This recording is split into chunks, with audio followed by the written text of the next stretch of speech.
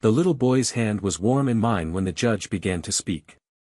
Eli was 8 years old, and he had already lost more than most grown men I know. He had buried his mother 4 years before that morning. He had been left behind by his father when he was still in diapers. And on that bright Tuesday in courtroom B, with the ceiling fans humming above us and the smell of old wood polish in the air, he was about to find out whether the only family he had left was strong enough to keep him. I felt a hand settle gently on my shoulder from the row behind us. Renee.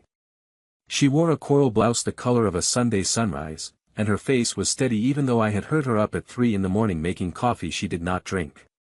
Her warm brown eyes met mine when I turned. She gave me a small nod, the kind that said you are not alone in this room, and you will not stand back up alone either. At the other table sat a man named Brent Caldwell. He had walked out on my daughter and her baby years ago. He had not come back for his son. He had come back for a check.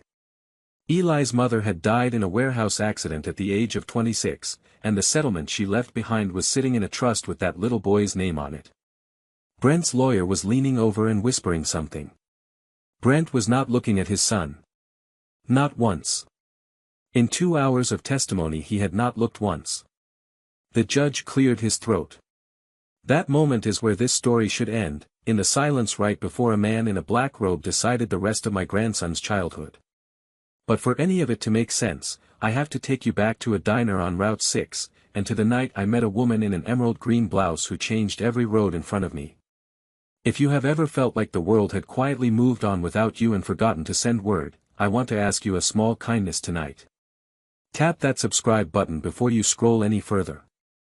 Down in the comments, tell me one word that describes a time when someone showed up for you when you least expected it.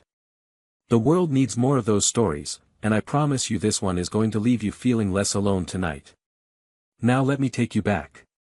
My neighbor Doris Pennington had been trying to set me up for almost 2 years before I finally gave in. Doris was 71, a retired second-grade teacher, and the closest thing to family Eli and I had on our street in Millbrook, Indiana. She brought us pot roast on Sundays. She kept Eli on the nights I had to drive the late activity bus for the high school.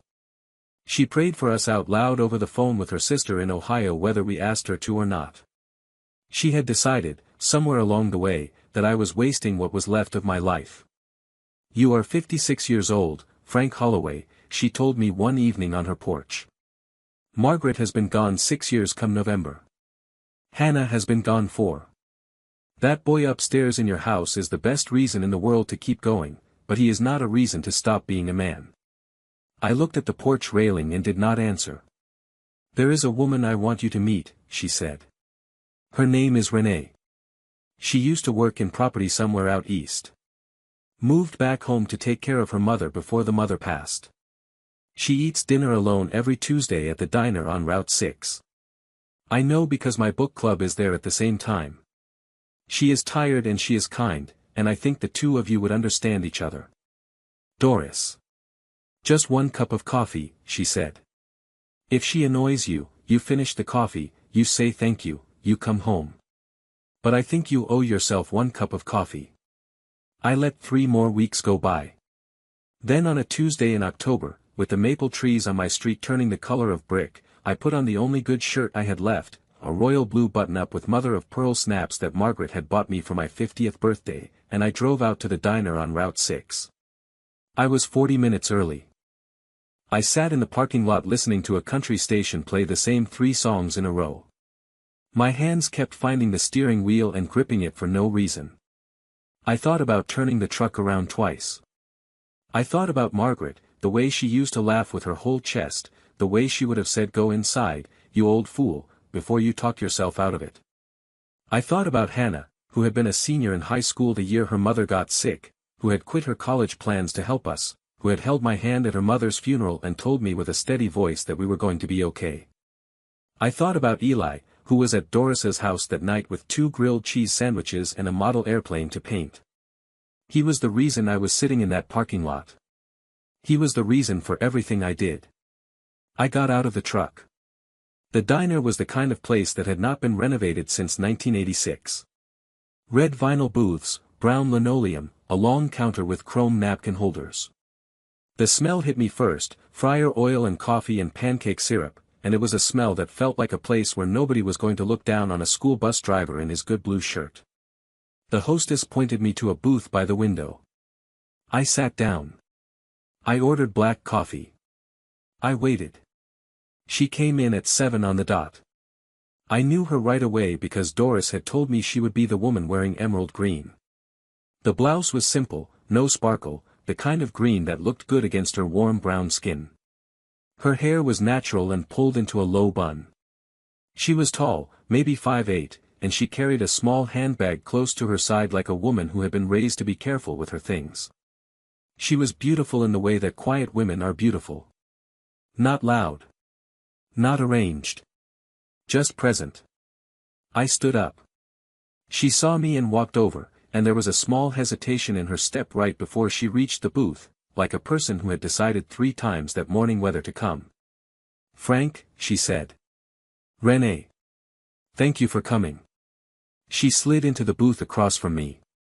Her hands settled on the table, fingers laced, and I noticed she was not wearing any rings. She ordered hot tea. We talked about Doris. We talked about the weather. We talked about how the diner had not changed its menu in 30 years and how a person could still get a slice of pie for $2.40. None of it was the conversation either of us wanted to have, and we both knew it. The waitress brought the pie I had ordered for both of us.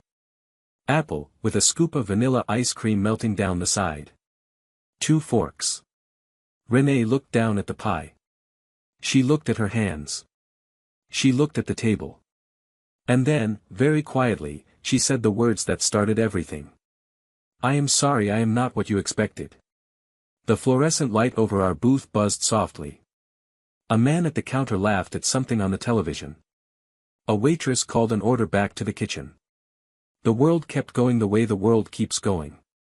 But the 2 of us sat in that booth in a silence that did not feel empty. I took a breath, and I gave her my answer.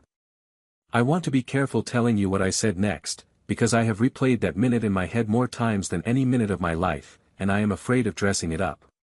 What I actually said was simple. "Renee, look at me." She lifted her eyes. They were tired. There was kindness in them too, the kind that has been worn down by carrying other people. I knew that look. I saw a piece of it in my own bathroom mirror every morning. "I am a 56-year-old school bus driver," I said. "I buried my wife 6 years ago. I buried my only daughter 4 years ago. I am raising my grandson alone because his father walked out on him when he was 2. I drive a route from 6 in the morning until 8:45, and I drive another one from 2:30 until 4:15, and on Thursdays I drive the activity bus until almost 10 at night. The truck out front is paid for. The house is not. I came here tonight in the only good shirt I have left, and I sat in the parking lot for 40 minutes because I almost talked myself into going home." She listened. Her hands stayed laced together on the table. "You came here," I said, "and the first thing you did was apologize for not being what I expected. Renee, I do not know what you thought I expected. I do not know what you are sorry for. I came here hoping I would not be the most tired person in the booth. And I want you to know, before this pie melts and before this coffee gets cold, that you are not the one with anything to apologize for tonight. I am the one with nothing to offer." She did not say anything for a long moment. Then she folded her napkin into a small square, and she lifted it to her cheek, and I realized she was crying. She was not crying loudly. She was not making a scene. The tears were just running down her face the way rainwater runs down a window, like they had been waiting somewhere for a long time and somebody had finally opened the door. The waitress, bless her, walked the long way around our booth. "I am sorry," Renee said, and she let out a small laugh that was not really a laugh. "I am so sorry. This is not how I planned this evening. You have not done a single thing wrong. I have not sat across from a man in 9 years," she said. "Not like this. My mother got sick in 2015 and I came home from Chicago to help her, and I told myself I would go back to my life when she was better. She was not better. She passed in March. I have not known what to do with my evenings since. I am sorry about your mother. She was a good woman, Renee said. She raised me by herself. She worked 3 jobs the year I was in 5th grade and she never let me know it was 3 jobs. She used to say that the only thing in this world that costs nothing and is worth everything is being kind to a stranger. She lived by that. I have tried to live by it. I reached across the table. I am not a man who reaches across tables.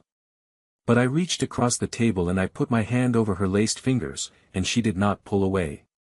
You and I are not strangers anymore, I said. Not after a sentence like that. She let out another small laugh, and this one was a little closer to a real one. We ate the pie. We let it melt and we ate it anyway. I told her about Margaret first, because Margaret was the easier of the 2 stories. I told her about the way Margaret used to sing in the kitchen, and the way she had been a labor and delivery nurse for 31 years, and the way she had fought breast cancer for 9 months before it took her. I told her about Hannah next, because once I started I could not stop. I told her my daughter had been 26 years old when a forklift came loose from a pallet jack at the distribution warehouse where she worked and pinned her against a steel post. I told her the company had settled, and the money was in trust for Eli, and that I did not let myself think about that money because it had cost too much. How old is Eli? She asked. 8. 3rd grade. He is into airplanes. Real ones or model ones? Both. Mostly the old ones from the war. She smiled for the first time that evening, a small one, and I felt something in my chest that I had not felt in 6 years. Not a flutter, nothing dramatic. Just a small turning. Like a stuck door finally giving. She told me about her mother some more. She told me she had grown up in a 1-bedroom apartment in Indianapolis. She told me her mother had bought her first rental house in 1985 with a down payment of $2,000 she had saved over 4 years. She told me her mother had taught her how to do her own taxes when she was 14. She did not say what her mother had built that rental house into. She did not say what she herself did for work other than property, mostly, on and off. I did not press her. A woman who has just cried in a diner does not owe a man her resume. We talked until the waitress refilled our cups 3 times. When the check came, I reached for it. She let me. She did not insist on splitting it, the way some women do to be polite, and she did not let me pay for her and then make me feel like she was thanking me for something embarrassing. She just said thank you, Frank, and she meant it. I walked her out to the parking lot. She drove a maroon sedan, 4 or 5 years old, the kind of car a teacher might drive. Nothing fancy. The license plate had Illinois numbers on it. You drove down from Chicago? I asked. I keep a small place there for work. I am here most of the time though. My mother left me the house in Indianapolis. I come up to Millbrook for the diner because my mother used to bring me here when I was a girl. We would split a slice of pie. She would pay in quarters. That is a good reason to come here. It is the only reason I had left for a while, she said. She paused with her hand on the car door. Would it be all right if we did this again? Same booth. Same Tuesday. I would like that, I said. She got in the car. She started the engine. She rolled the window down halfway. Frank? Yes. Thank you for telling me the truth tonight. Most men try to be something else when they sit across from a woman. You did not. I am not used to that. You are welcome, Renee. Drive safe. I watched her taillights leave the parking lot. I sat in my truck for a long time before I started the engine. Doris's porch light was still on when I got home, the way she had promised it would be. Eli was asleep on her couch with a half-painted P-51 Mustang on the coffee table next to him. Doris looked up from her crossword and raised one eyebrow. I just nodded. She smiled like she had won something. She had. The thing about meeting somebody on a Tuesday is that the next Tuesday comes around fast. I went back to the diner the following week in the same blue shirt. Renee came in at 7 on the dot, the way she had the week before, and this time she wore a maroon cardigan over a cream blouse and the same low bun. She slid into the booth across from me, and she smiled before she said hello, and I knew right then that I was in trouble in the best way a man can be in trouble at 56. We talked for 3 hours. We did that every Tuesday for 6 weeks. I learned more about her in those 6 weeks than I had learned about most people I had known for 30 years. She had been an only child. Her father had been an Air Force ground crewman stationed at Wright-Patterson, and he had passed when she was 4 years old in a car accident on a foggy stretch of highway in southern Ohio. She did not remember much of him beyond a record player and the smell of aftershave and a song he used to sing that she could not quite place. Her mother had moved them to Indianapolis after the funeral because she had a cousin there. The cousin had let them sleep on a pull-out couch for 11 months. Renee had gone to a state school on scholarships. She had studied business. She had married once, in her early 30s, to a man she said was kind but not present, and they had parted ways without children and without any meanness. She had not been with anybody since. She had thrown herself into work for a long time, and then her mother got sick, and then she had thrown herself into her mother for a long time, and then her mother was gone, and the work felt like it could keep her if she let it. She was trying not to let it. I told her about my work too. The kids on my morning route, the third grader who always wanted to sit behind me and tell me about his beagle, the high schooler who I knew was being treated rough at home because of the way he flinched at the breaks, the way Margaret had always packed me a thermos of coffee with 2 sugars and how I still made it for myself the same way out of habit. I told her about Eli's school, which was the same school I drove buses for, and the way the kids on my route all called me Mr. Frank and the way it made me feel useful when I had not felt useful for a long time. The 4th Tuesday I asked her if I could buy her dinner somewhere other than the diner. She thought about it for a long moment. Frank, I love this diner. I know. Could we just keep doing this here?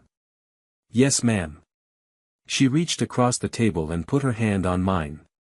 It was the first time she had done that. Thank you, she said. I did not push. I did not understand why she wanted to stay at a diner where the pie was $2.40, but I figured a woman who had told me about her mother and her father and her marriage in 3 weeks was telling me something else with the diner, and I did not need to know what it was yet.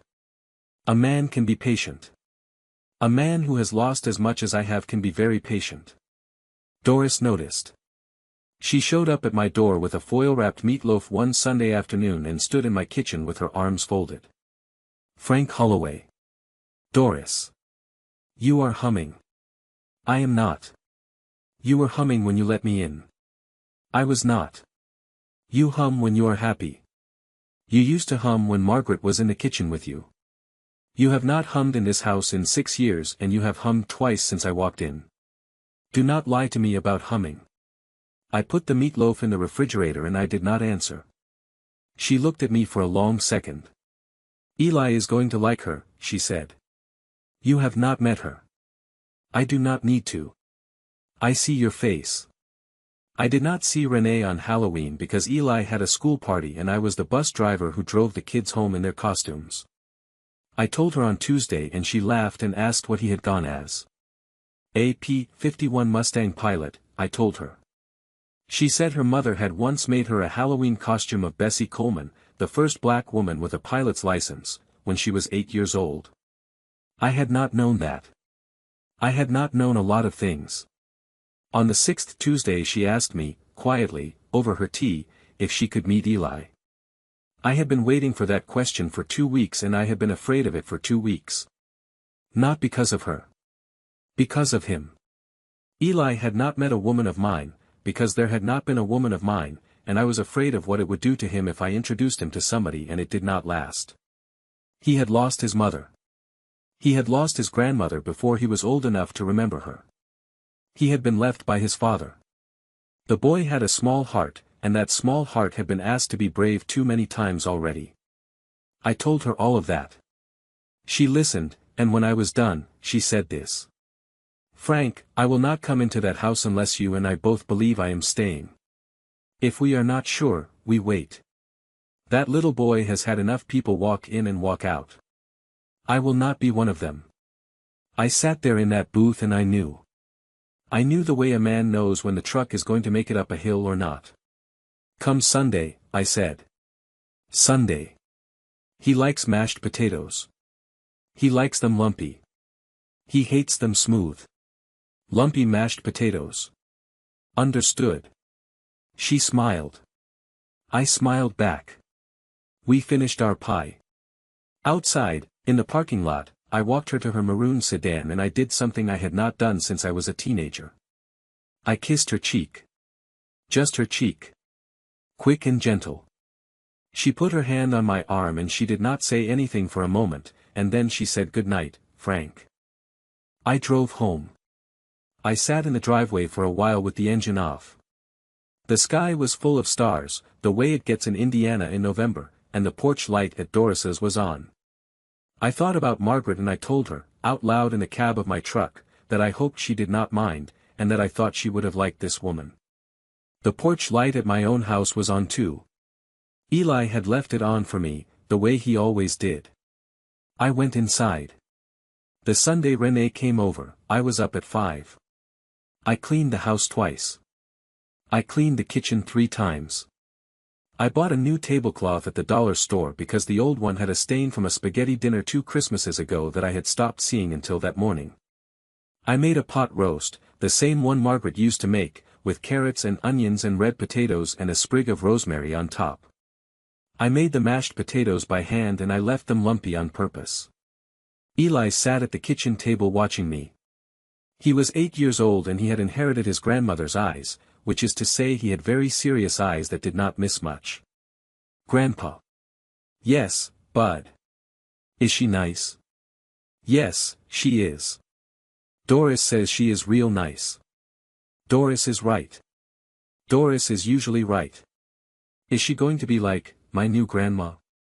I stopped stirring the gravy. I knelt down so I could be eye level with him, and I put my hands on his small shoulders. Eli, I want you to listen to me.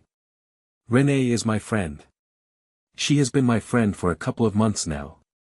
Today is the first time she is going to meet you, because you matter more to me than anyone in this whole world, and I wanted to be sure she was a good person before I brought her here.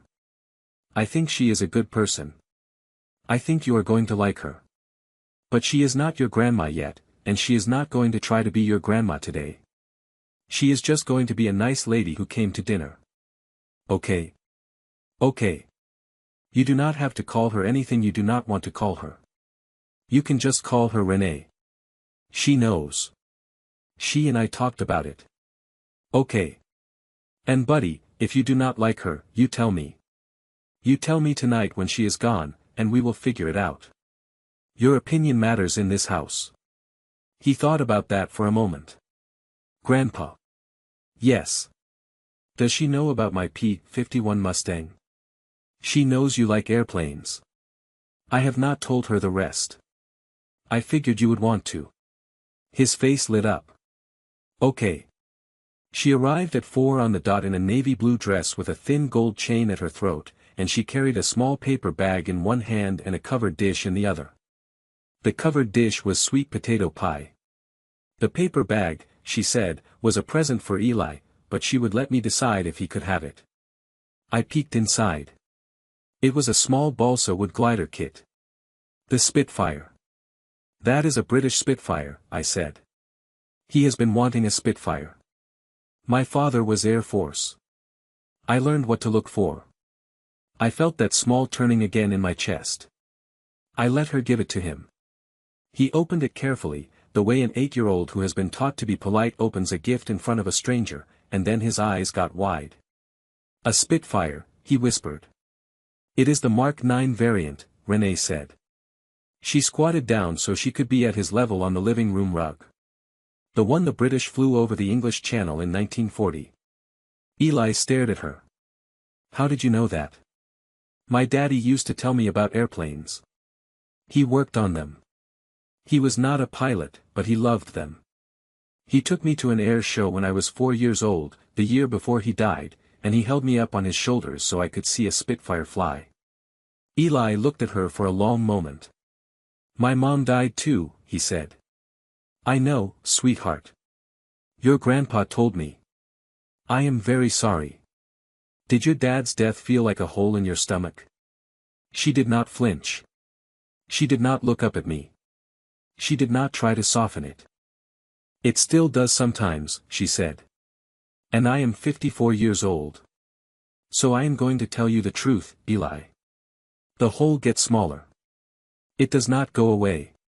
But it gets smaller, and the good things in your life start to fill in around it, and one day you find out that you can hold the hole and the good things at the same time, and you are not going to break. Eli sat down on the rug. Renee sat down on the rug. The two of them put the Spitfire together while I finished the gravy, and I tried not to watch them, and tried not to cry, and I failed at both. Dinner went the way good dinners go. Eli ate 2 helpings of mashed potatoes. He told her about every airplane on his bookshelf, in order, by year. He told her about the time he had built a paper airplane that flew across his whole classroom and how Mrs. Garner had said it was the best paper airplane she had ever seen. He told her his favorite color was yellow because the sky is yellow right before the sun comes up, and his grandpa had told him that pilots in the war used to fly at sunrise. He told her he wanted to be a pilot when he grew up. He told her he wanted to fly the kind of plane that did not drop anything bad on anybody. He told her, very seriously, that his mom would have liked her. I excused myself to the kitchen for that last one. Renee stayed at the table with him. I heard her say, quietly, "I think I would have liked your mom too." After dinner, she helped me with the dishes. She did not ask if she could. She just stood up and started rinsing plates. Eli sat at the table with his Spitfire and made airplane noises, and I stood beside Renee at the sink and dried a plate, and I thought about how a kitchen sounds when a third person is in it. I had forgotten that sound. I had forgotten it could come back. She left at 8:30. I walked her out to her car. "He is wonderful, Frank. He is the best of us." She turned to face me in the driveway. The porch light was on her face. "I want you to know," she said, "that I do not take this lightly.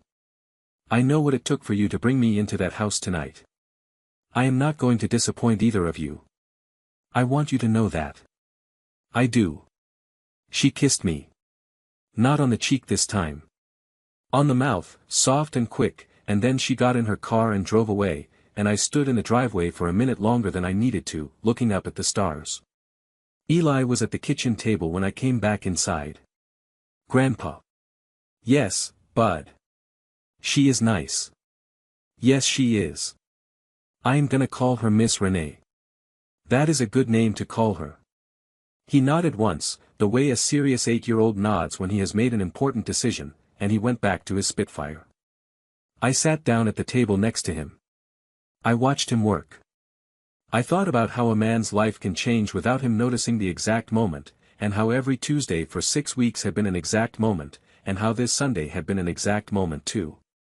And I did not know it yet, sitting at that kitchen table on the 3rd Sunday of November, but a certified letter was already in the mail. The letter came on a Thursday. I had just come home from the afternoon route. My bag was still on my shoulder. Eli was at Doris's because she was helping him with a book report on Amelia Earhart. The mail truck pulled away as I was walking up the driveway, and I saw the small green slip of paper sticking out of the box. A certified letter. Signature required. I read the return address standing in the driveway. A law office in Indianapolis. Caldwell, and Reese. The Caldwell on the top of that letterhead was Brent's older brother, the only member of Brent's family who had stayed in contact when Hannah was pregnant, and the only one who had told us, when Brent walked out, that we should keep an eye on him because he was not going to stay gone forever. I stood in the driveway for a long time before I opened the envelope. The letter was 4 pages long. It was polite. It used a lot of words like preserving the parent-child relationship and best interests of the minor child. It was a petition for visitation rights. It said that Brent Caldwell, the biological father of Eli Holloway, had been working on himself for the past several years and was now ready to re-establish a meaningful relationship with his son. It said that he was requesting a court-supervised visitation schedule of 2 weekends a month and 1 evening a week. It said that if I, as the current guardian, would consent to this arrangement, we could avoid a formal court process. The last page mentioned, in a small paragraph at the bottom, that they understood there was a settlement trust associated with the minor child, and that as the child's biological father, Mr. Caldwell would naturally be involved in any decisions regarding that trust upon establishment of his parental rights. I read that last paragraph 3 times. I sat down on the step at the side of the house with the letter in my hand, and I did not move for a long time. I did not cry. I did not curse. I did not feel angry the way I had been afraid I would feel angry. I felt cold. I felt the kind of cold a man feels when he is in over his head and he has known he was going to be in over his head for a long time and the day has finally come. Eli's mother died in that warehouse on a Tuesday in February 4 years ago. The forklift came loose. The company settled rather than go to trial. The settlement was $3.2 million, after the lawyer's fees, and Hannah's will had named me her father as guardian of her son. The money sat in a trust until Eli turned 25, with provisions for education and medical care along the way. Every quarter, a man from the trust office mailed me a statement. I put each one in a folder in the kitchen drawer without opening it. I had never wanted that money. I had wanted my daughter. But Brent Caldwell, who had not held his son since the boy was 2 years old, who had not paid 1 cent of child support in 6 years, who had not sent so much as a birthday card, had remembered the warehouse. He had remembered the settlement. He had remembered there was a payout. And he had hired a lawyer. I called my own lawyer that afternoon, a man named Hal Brennan who had handled the wrongful death settlement and Margaret's will and had been my friend since high school. Hal sounded tired when I read him the letter. Hal was tired. He was 73 and semi-retired and he handled wills and small estates out of an office above the bank in downtown Millbrook. Frank, this is not my area. Family court is not my area. You need a family lawyer. What is this going to cost me? To fight it? If he pushes hard, and it looks like he is going to push hard, you are looking at $30,000 to $40,000 at minimum. Maybe more if it goes to a full custody evaluation. I sat down at my kitchen table. Hal, I do not have $30,000. I know, Frank. I am going to call around. I am going to see if I can find you somebody who will work pro bono or on a sliding scale. But you need to understand something. He is going to argue that he is a reformed man trying to do right by his son. He is going to argue that supervised visits are a low bar. The court is generally inclined to preserve parent-child relationships unless there is a clear reason not to. If he gets visitation, he gets a foot in the door. If he gets a foot in the door, he files for joint custody 6 months from now. If he gets joint custody, he gets a seat at the table on the trust. That is how this works. What if I just say no? Then it goes to a hearing. And he files anyway. And you have to defend, with or without me. I hung up the phone. I sat at the kitchen table and I looked at the photo of Hannah I keep on the fridge, the one of her at her high school graduation, holding her diploma and laughing because the photographer had told her a joke. She had laughed with her whole chest, the way her mother used to. I looked at that picture for a long time. Eli came home from Doris's at 5:30. Grandpa, did you know Amelia Earhart was 40 when she disappeared? That is younger than you. Yes, Bud.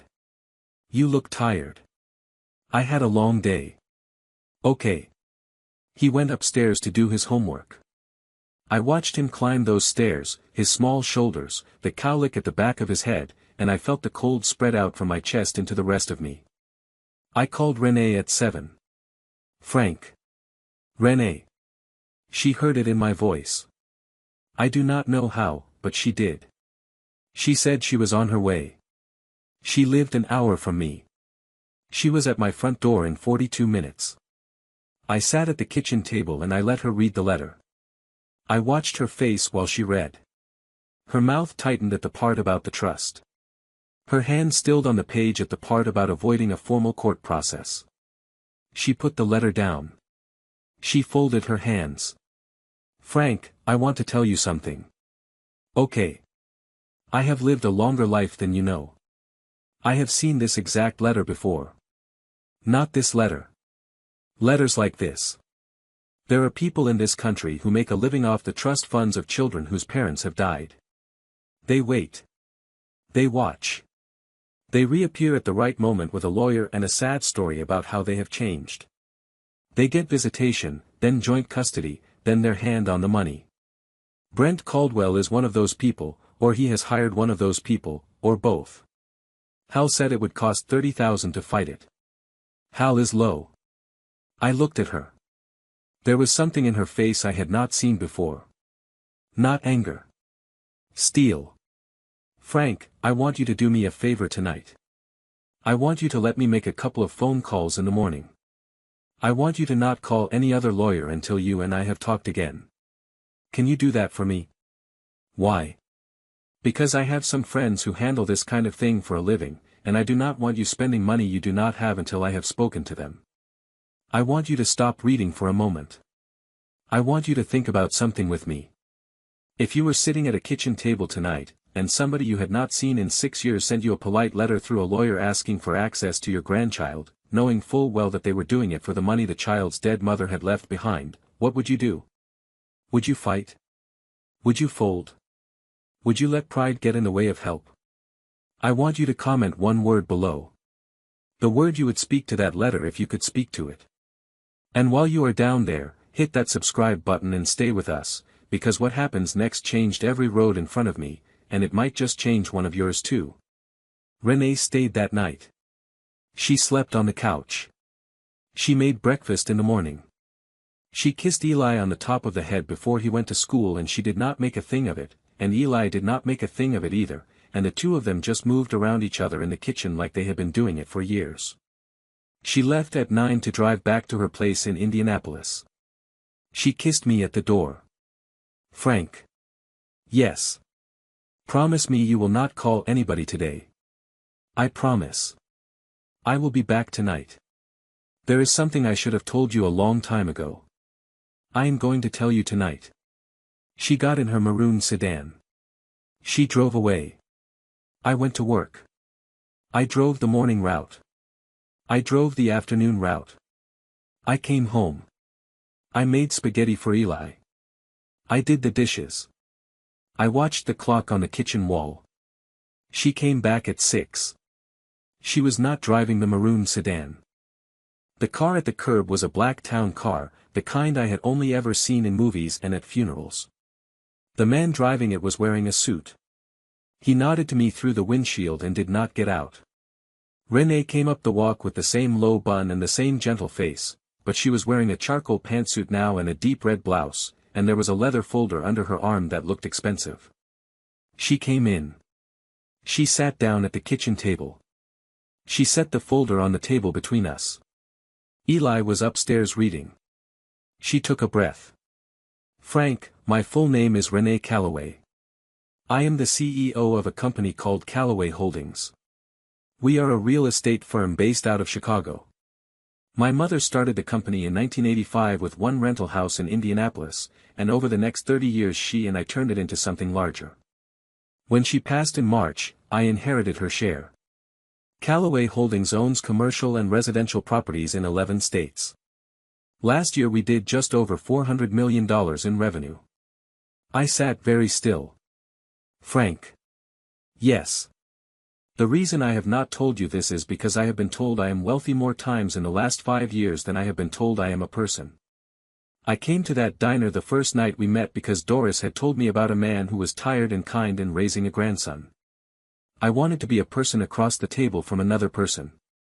I did not want to be a checkbook across the table from a man who needed one. I am sorry I did not tell you sooner. I should have. I did not say anything for a long moment. Renee. Yes. Did you know about the settlement before tonight? I knew you had said Hannah's death had resulted in a settlement that was being held in trust for Eli. I did not know the amount. I have not asked. I am not going to ask. The money is not why I am here. Why are you here? She looked at me. The light over the kitchen table was soft on her face. She had not put on any new lipstick. She had no jewelry on except for the small gold studs in her ears. Frank, I am here because I came to a diner on a Tuesday in October and I sat across from a man who told me the truth before he even ordered pie. I am here because I watched a 56-year-old school bus driver get down on his knee in a kitchen to tell his grandson that his opinion mattered. I am here because I have spent the last 9 years giving everything I had to my mother and to a company, and the first night I felt like a woman in 9 years was the night you took my hand across the table and you said we were not strangers anymore.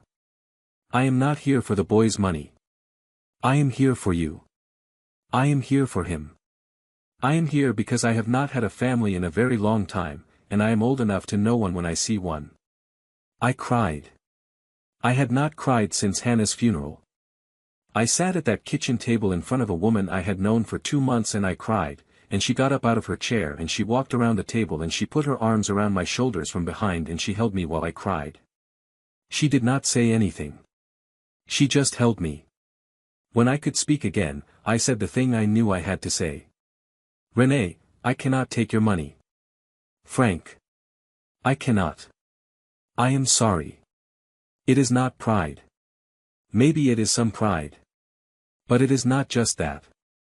I have spent my whole life paying my own way.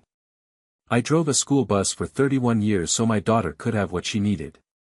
I worked overtime on the activity bus so Margaret could have her medicine when the insurance ran out. I cannot sit at this table and let a woman I have known for 2 months hand me $30,000 to fight my own fight. She sat back down across from me. She slid the leather folder across the table. Open it. I opened it. It was not a check. It was a single sheet of paper. A letter on the letterhead of a law firm in Chicago. The Brooks Law Group. The letter said that Diane Brooks, Esquire, had been engaged by Callaway Holdings to provide legal representation to Mr. Frank Holloway in the matter of Caldwell v. Holloway, pro bono, as part of the Callaway Holdings Family Protection Initiative, which was a small program the company had run for 15 years. Established by Sylvia Callaway in memory of a young nurse who had once helped a young black mother escape an unsafe situation in 1972. I read that paragraph twice. Frank, this is not charity. This is a program my mother started before I was an adult. She used the company's resources to pay for legal help for parents and grandparents who were trying to protect kids from people who should not have access to them. She funded it for 30 years before she passed. I have funded it for the 8 months since. We have helped almost 1,000 families. You are number 973. There is no money changing hands here. Diane works for the company. She bills the company. You do not see a number. You do not owe anybody anything. Renee. And before you say it, yes, I would have used the program for you even if I had only known you for a week. But I want you to know that you are not the first. You are not the only. I am not bending the rules for you. The rules of this program are that they bend for people who need them to bend. Why did your mother start this program? She looked at me. That is the part one want to tell you tonight. She told me. She told me her mother had been 23 years old in 1972, in a relationship with a man who had been hurting her, and she had finally run from him with her baby daughter in her arms one rainy night and made it as far as a small hospital in Indianapolis before she collapsed in the emergency room. The doctors had stitched her up. A young nurse had stayed with her for 2 extra hours after her shift ended. The young nurse had made phone calls.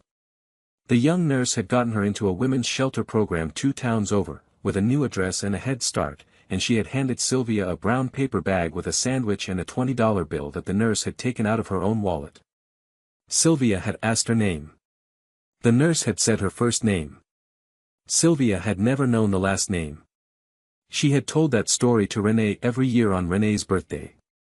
My mother used to say that everything I am, every dollar this company has ever made, every life this program has ever touched, started with a nurse who took $20 out of her own wallet. I sat at that kitchen table, in that small house in Millbrook, Indiana, and I knew. I knew before I knew. I felt it before I had the proof of it. But I did not say anything that night. I let her tell me the story. I let her finish her tea. I walked her to the door at 9, and she got in the black town car, and the driver pulled away, and I stood on my front step in the cold November air and I looked up at the stars and I said Margaret's name out loud. I did not sleep that night. I sat at the kitchen table with my old photo album on my lap. I turned the pages slowly. I knew the picture I was looking for. I had seen it 1,000 times. I had not understood it before. It was on page 19. I would not show it to Renee yet. I would wait. I would let her help us first. I would let her stand by us in court. I would let her be the woman who came to my kitchen and put her arms around me. And then, when the storm had passed, I would put the photo album in her lap and I would let her find page 19 on her own. But that night, I sat at the kitchen table and I cried again, quietly this time, and I told my wife, out loud, in the empty kitchen, that she had saved one more life than she had ever known. Diane Brooks arrived at my house at 9 in the morning on Saturday. She drove a silver compact car. She wore a navy blazer and gray slacks and a crisp white shirt. She was in her late 40s, African American, with her hair cut short and round glasses she pushed up her nose with one finger when she was thinking. She carried a brown leather briefcase and a stainless steel coffee thermos. She shook my hand at the front door with a grip that meant business. "Mr. Holloway. Diane Brooks. May I come in?" "Yes, ma'am. Please." She sat down at my kitchen table. She did not waste a single minute. "I am going to ask you a lot of questions today, Mr. Holloway. Some of them are going to be unpleasant. Some of them are going to feel like I am poking at old wounds. I need you to answer every one of them honestly. The more I know about Brent Caldwell, about your daughter, about Eli, about the trust, the more I can do. The less I know, the less I can do. We clear?" "Yes, ma'am. Call me Diane." She started with Brent. She wanted to know when he had come into Hannah's life. She wanted to know the exact date he had moved out. She wanted to know if there had been a custody agreement. She wanted to know if he had ever paid child support. She wanted to know if I had documentation. I told her there was a folder in my kitchen drawer with every court filing, every certified letter, every birthday card returned to sender. She asked to see it. I brought it out. She opened it and she started taking pictures of each page with her phone, one at a time, methodically, like a person who had done this many times. She moved on to the trust. She wanted to know the name of the trust company, the name of the trustee, the terms of the trust. She wanted to know who had access to the quarterly statements. I told her I kept them unopened in the same drawer. She asked to see the statements. I brought them out. She did not open them. She just put them aside in a separate pile and made a note in her legal pad. "Mr. Holloway, I need to know something. Has Brent Caldwell contacted you directly in the last 6 years?" "No, ma'am. Not until this letter." "Has he contacted Eli?" "No, ma'am. Not that I know of." "Has anybody in Brent's family contacted you?" "His older brother Mike sent me a letter 2 years after Brent left. He said he was sorry. He said he had washed his hands of his brother. He sends Eli a small Christmas card every year. Nothing fancy. Just a card. I would like to talk to Mike." "Would he talk to me?" "I think he would." She wrote it down.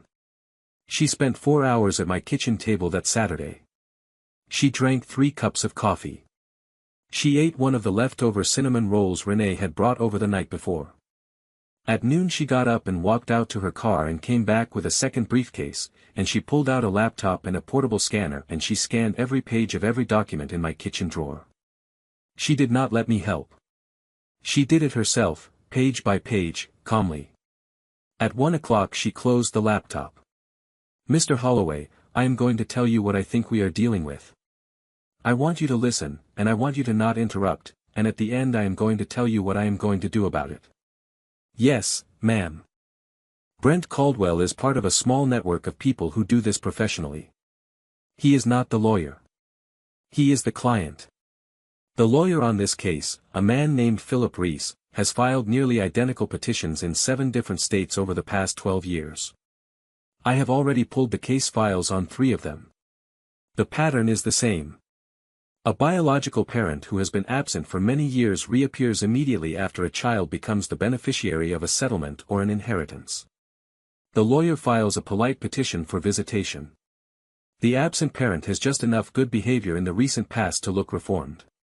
The court grants supervised visitation, because courts do not like to terminate parental rights without cause.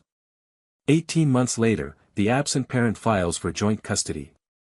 2 years after that, the absent parent gets named as a co-trustee on the child's trust. 3 years after that, the trust has been drained. I felt the cold come back. Has any of the children ever gotten the money back? In one case, yes. The grandmother fought for 9 years. She got most of it back. The child was 23 years old by the time it was settled. He had not had college tuition. He had not had a car. He had not had any of the things his dead father's settlement was supposed to give him. What can we do? 3 things. First, I am going to file a response that does not just deny visitation, but petitions the court to terminate Brent Caldwell's parental rights for abandonment. Indiana law allows for termination of parental rights when a parent has failed to communicate or support a child for 1 year or more. Brent has been gone 6. I am going to ask the court to make it permanent. Will the court do it?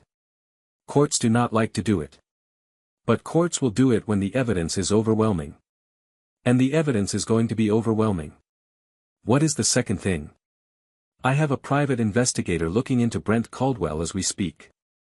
By next Friday I will know every address he has lived at in the past 6 years, every job he has held, every child support order outstanding against him, every traffic stop, every arrest.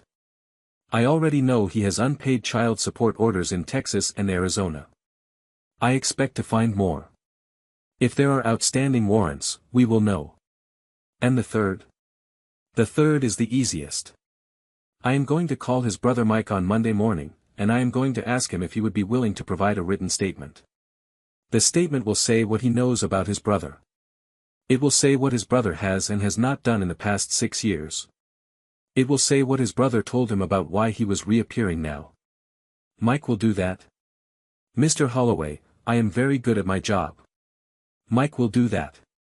I sat back in my chair. Diane closed her briefcase. She put her hand on the table. Mr. Holloway, I want you to understand something. Renee did not send me here because she likes you. Renee sent me here because the Calloway Family Protection Initiative was started by a woman named Sylvia Calloway who never wanted any other child to wonder where their mother was, the way she had once wondered where her mother was going to be in the morning when she ran from a man with a baby in her arms. This is what we do. We do not charge for it. We do not lose. Yes, ma'am. And the second thing I want you to understand is this. You are not in this alone. Renee is going to be at every hearing. I am going to be at every hearing. The investigator's report is going to be there. Mike's statement is going to be there. You are going to walk into that courtroom with a team behind you. The other side has a lawyer named Philip Reese and a man named Brent Caldwell who has not seen his son in 6 years. We are going to win. I shook her hand at the door. I watched her drive away. I sat at the kitchen table for a long time. I thought about Hannah. I thought about the day she had told me she was pregnant. She had been 19 years old. She had been so afraid to tell me. I had picked her up off the kitchen floor and I had held her and I had told her that nothing she could ever do or be would change the fact that she was my daughter and I was her father. She had cried into my shoulder for half an hour. She had named the baby Eli on the night he was born because she said it meant ascended, and she wanted her boy to know that he was going to rise above whatever the world threw at him. I sat at that kitchen table and I made my daughter a promise. I told her, out loud, that I was going to keep her boy safe. I told her she could rest. The hearing was held on a Tuesday in early December. The courtroom was on the second floor of the county courthouse 2 towns over. It was a small room with wood paneling and a high ceiling and 10 rows of benches and a long table on each side and a low bench at the front for the judge. I wore a gray suit Renee had taken me to buy 2 days before. She had paid for it out of her own purse. She had told me, with a small smile, that the program did not cover suits. I had tried to refuse. She had told me to stop. I had stopped. Eli was at school. I had not told him about the hearing. Doris had picked him up that morning and was going to keep him after school until I got home. He thought I had a doctor's appointment. Renee sat in the front row of the gallery behind me. She wore the coral blouse. Diane sat at the table beside me. She had a thick 3-ring binder open in front of her, with tabs in different colors, and a stack of manila folders to her left. She looked calm. Brent Caldwell sat at the table across from us. He looked thinner than I remembered. He had grown a beard. He wore a brown suit. His lawyer, Philip Reese, was a tall man with silver hair and a tan that did not belong on a man in Indiana in December. Brent did not look over at me. He did not look over at the gallery. He looked straight ahead at the judge's bench, even when the judge was not there yet. Judge Harold Whitman came in at 10 o'clock. He was a tall man in his early 60s with gray hair and reading glasses he kept on a chain around his neck. He sat down. He set out his papers. He looked at the lawyers. Mr. Reese. You filed the petition. Walk me through it. Philip Reese stood. He spoke for 15 minutes. He spoke about Mr. Caldwell's journey of personal growth. He spoke about Mr. Caldwell's regret. He spoke about a young man who had made mistakes in his early 20s and was now ready to make amends. He spoke about the importance of the parent-child relationship and the natural rights of a biological father. He did not, at any point in 15 minutes, mention the trust. He sat down. Diane stood. Your Honor, my response is on file. I will not repeat it. I will summarize. Mr. Caldwell has not seen his son since April of 2020. He has paid no child support in that time. He has sent no letters, no cards, no birthday gifts, no Christmas gifts, no calls. He did not attend his son's mother's funeral in February of 2022. He did not attend his son's first day of kindergarten, his 6th, 7th, or 8th birthday parties. He did not attend his son's school events, his Cub Scout enrollment, his hospital visit for a broken arm in 2023. The evidence of abandonment is, in our position, complete. We respectfully ask the court not only to deny the petition for visitation, but to grant our counterpetition for the termination of Mr. Caldwell's parental rights pursuant to Indiana Code Section 31-35-2-4. We are prepared to present testimony and evidence in support of that position today. The judge nodded. He looked at Philip Reese. Mr. Reese, do you have an objection to taking testimony on the counterpetition today? Mr. Reese hesitated. He had not expected a counterpetition heard same day. He whispered to Brent for a moment. Brent did not whisper back. No objection, Your Honor. Proceed, Ms. Brooks. Diane called 3 witnesses. The first was Mike Caldwell, Brent's older brother, who had driven up from Cincinnati that morning. Mike was a heavy man in his early 40s with a gentle face and a Cincinnati Reds cap he held in his hands while he sat in the witness chair. He testified for 25 minutes.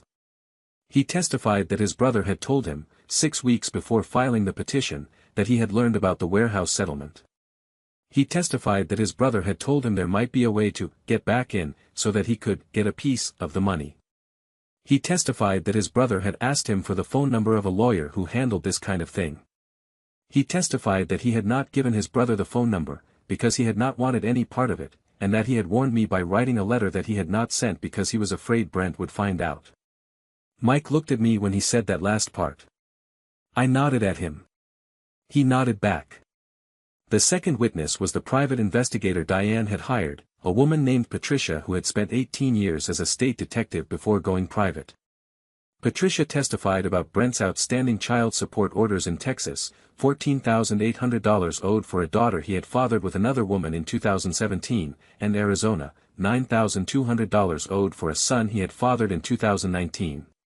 She testified about a bench warrant in Behar County, Texas, for failure to appear at a child support hearing in 2021. She testified about a 2019 small claims judgment in Maricopa County, Arizona, for unpaid rent and damages to a property where Brent had lived for 4 months with a woman whose adopted son had inherited money from her late husband. Brent looked sick by the time Patricia finished. The third witness was me.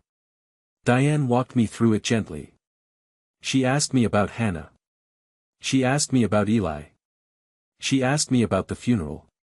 She asked me about every birthday, every Christmas, every school event. She asked me about the broken arm. She asked me about the nights Eli had asked me where his daddy was, and what I had told him. I had not been ready for that last question. I had not known she was going to ask it. I sat in the witness chair and I looked at the judge. I told my grandson that his daddy had not come back yet, and I told him that I did not know if his daddy was going to come back, and I told him that he had two people in this world who were not ever going to leave him, and one was his grandpa, and one was his mama in heaven. The courtroom was quiet. Diane sat down. Philip Reese cross-examined me for 10 minutes. He tried to get me to say I had blocked Brent from seeing his son. I had not. I had moved twice in 6 years, but I had filed change of address forms with the court each time and Brent had been served notice each time. I had not changed my phone number. I was in the white pages in Millbrook. He tried to get me to say I was bitter. I told him I was not bitter. I told him I was a grandfather, and a grandfather did what a grandfather had to do, and I was tired but I was not bitter. He sat down. The judge looked at the clock. I am going to take this matter under advisement. I will issue a written ruling within 10 business days. Court is adjourned. He stood. He left. I sat in my chair for a long moment. Renee came up to the rail behind me. She put her hand on my shoulder. You did good, Frank. I do not know. You did good. Diane closed her binder. She nodded once to me. 10 business days. Go home. Hug that boy. The rest is in the judge's hands now. We walked out of the courthouse together, into the bright cold December sun.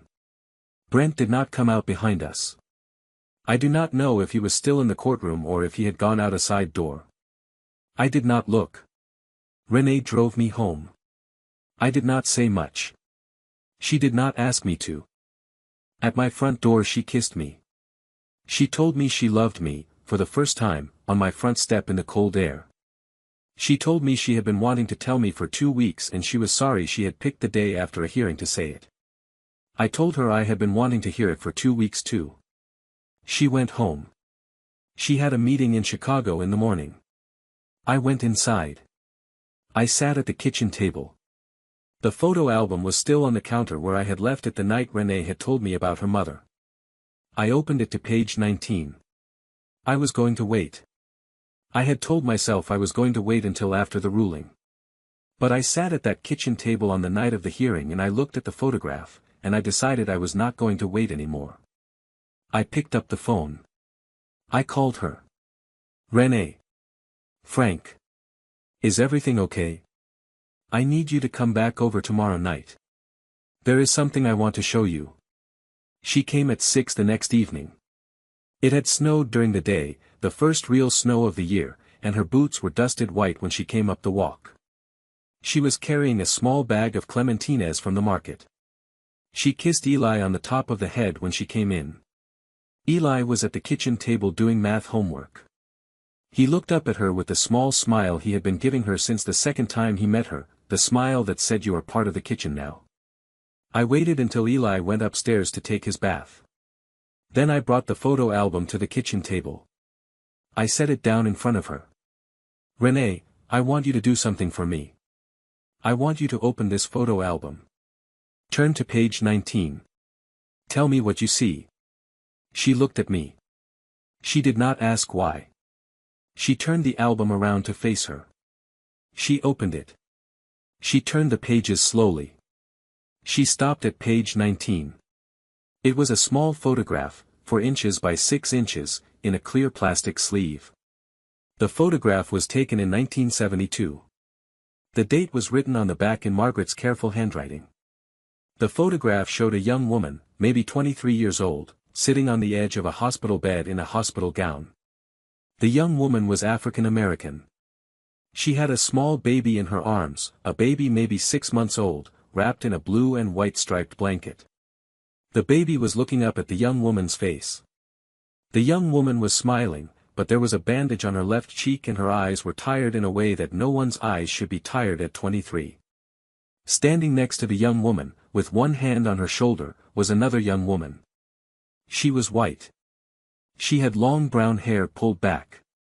She was wearing nursing scrubs, the old kind with a stripe at the collar, and a small white pin on her chest. She was smiling too. She was 22 years old in that picture.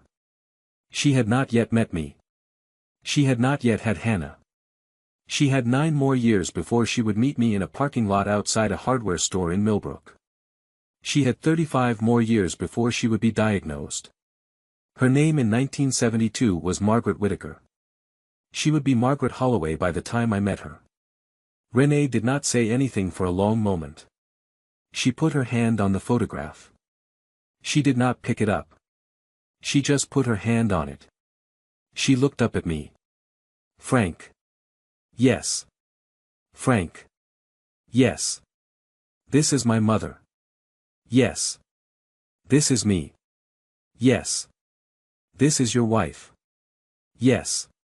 She did not cry the way I had expected her to cry. She did not cry the way she had cried at the diner. She just put her face in her hands. Her shoulders shook a little. She did not make any sound. I came around the table and I sat down in the chair next to her, and I put my arm around her, and I waited. She lifted her face after a minute. My mother told me this story every year. Every single year on my birthday. She told me a nurse named Margaret had stayed with her for 2 hours after her shift ended. She told me Margaret had given her $20 out of her own wallet. She told me Margaret had made the phone calls to get her into the shelter program in Lafayette. She told me she had never known Margaret's last name. She had asked. Margaret had said, "Don't worry about my last name, you have enough to remember tonight, just remember that somebody was kind to you, and one day you be kind to somebody else." That sounds like Margaret. My mother named the Family Protection Initiative the Margaret Program for the first 8 years. She changed the name because somebody at the firm told her it sounded too personal. She did not want to change the name. She agreed in the end. She kept a small framed paper in her office, though. A piece of notebook paper. It said Margaret. Just the one word. I asked her about it once when I was 12. She told me it was the name of the woman who had given her my life. I had not known any of that. Margaret never told me, I said. She never told me about that night. She told me about other patients sometimes. She told me about a baby she had delivered with a cord around its neck, and she told me about a woman who had birthed twins on a Christmas Eve. She did not tell me about the young woman with the baby in 1972. I do not think she thought it was important.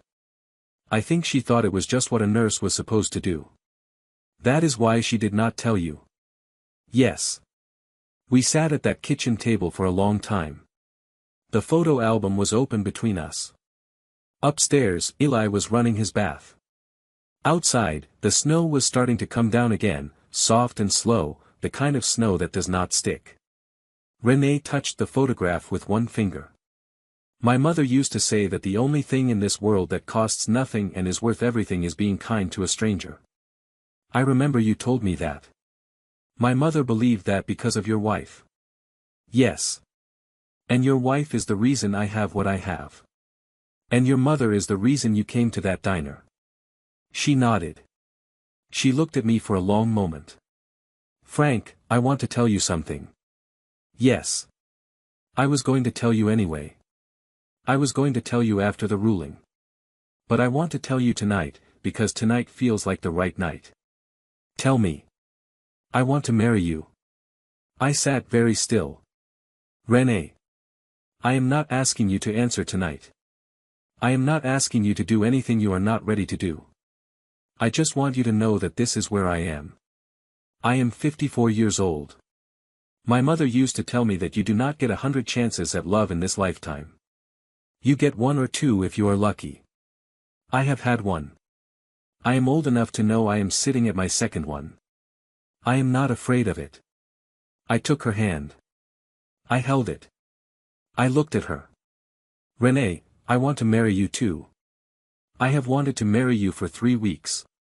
I have not said it because I did not know if I had a right to want anything during a court fight. I have not said it because I did not want you to think I was saying it because of what you are doing for us. But I want to marry you.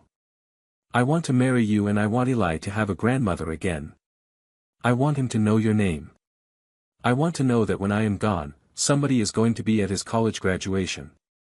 I want all of it. I want all of it with you. She kissed me. She kissed me in the kitchen of a small house in Millbrook, Indiana, on a Wednesday night in December, with snow falling outside and a third grader running a bath upstairs and a 1972 photograph on the table between us, and the kiss tasted like the answer to a prayer Margaret had been carrying for a long time.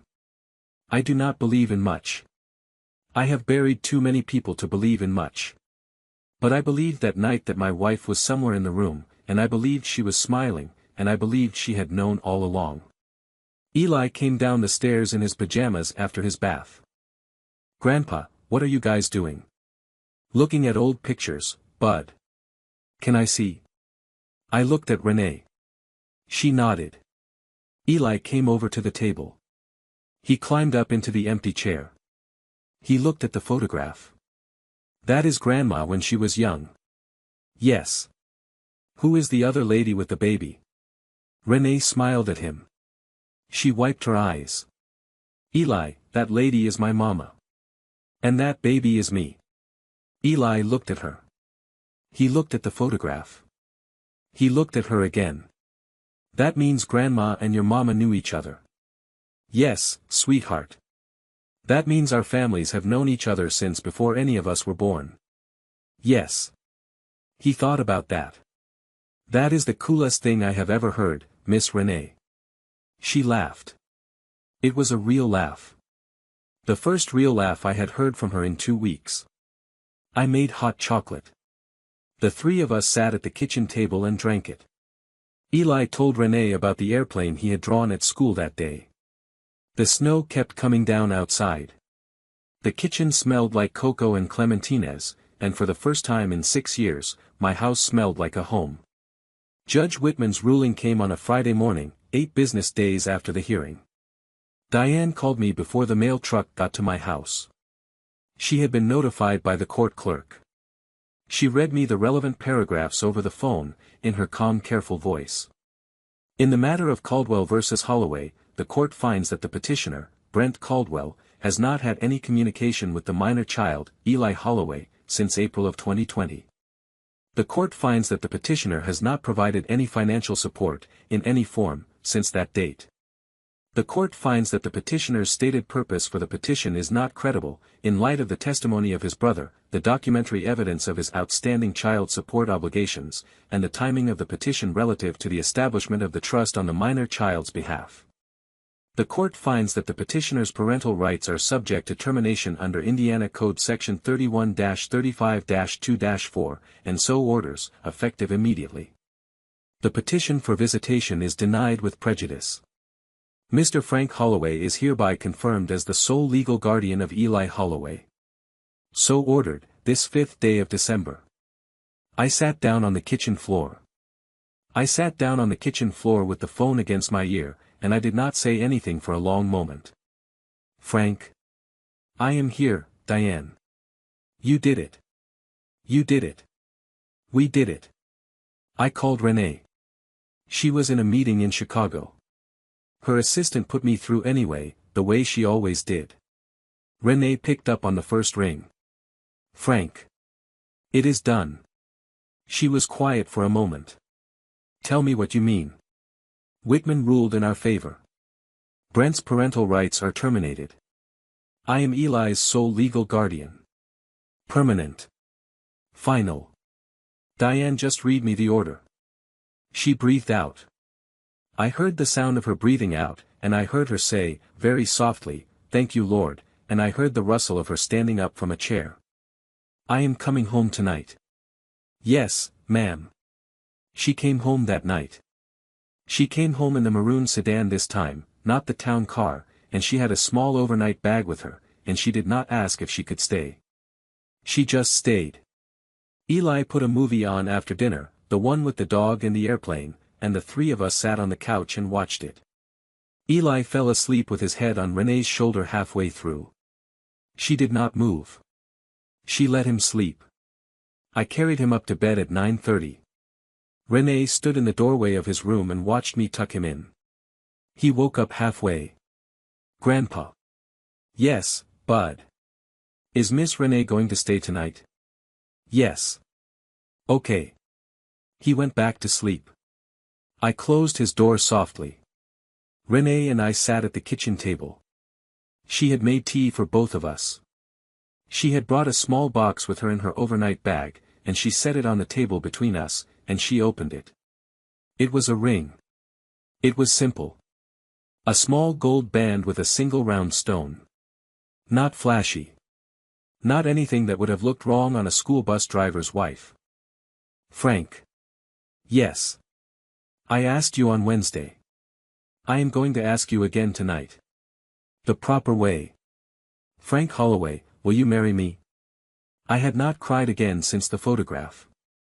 I cried again that night. Yes. Yes. Yes, Renee.